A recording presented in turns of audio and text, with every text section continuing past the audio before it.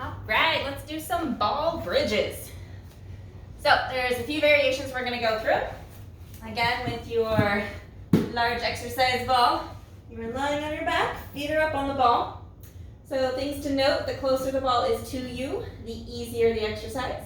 The further out it goes, the more challenging the exercise. Okay, there is quite a bit of balance involved in this.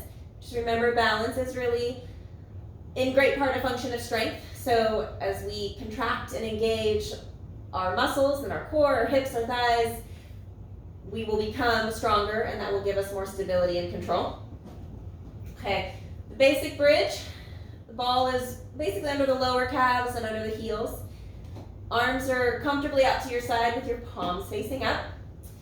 You are going to just slightly squeeze your shoulders and your back muscles into the ground for some additional stability, as well as the abdominals.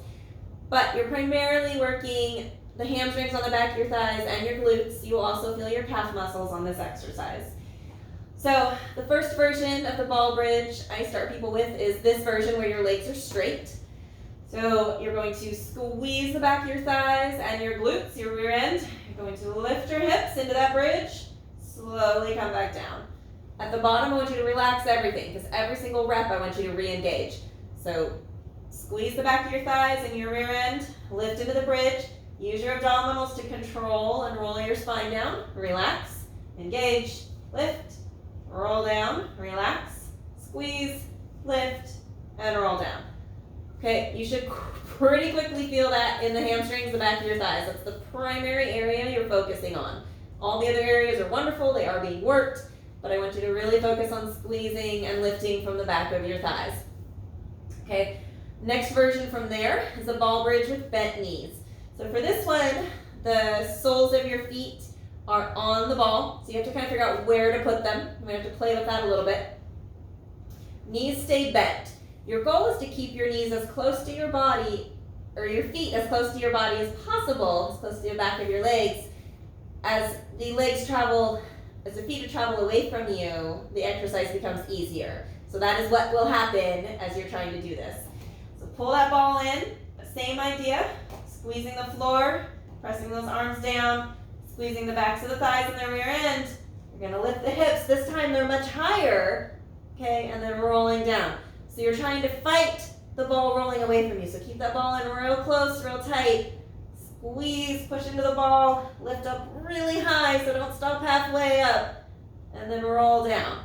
Okay, that's a tough one. You will really feel that in the back of your thighs, your hamstrings, and your calves.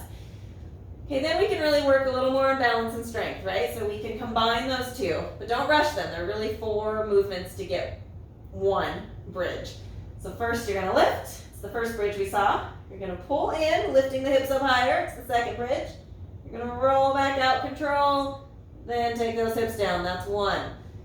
Okay, engaging all those muscles up the backside, lift, pull, lift higher, roll out with control, come all the way down. Okay, it's 4 separate movements to get 1 bridge, so a little more advanced. If you want to get a little fancy and start working some single legs and really challenge your balance, you can. Okay, so you're gonna lift, pull, lift one leg, lift the other leg, go back out, roll all the way down. Working up to that one if you want to, but make sure you master the original bridge, right? Once you're not cramping, once you're not having issues with that, going into the bridge with your knees bent, then going into the 4-part bridge, combining those first 2, and then if you want to try the knee lift, you can.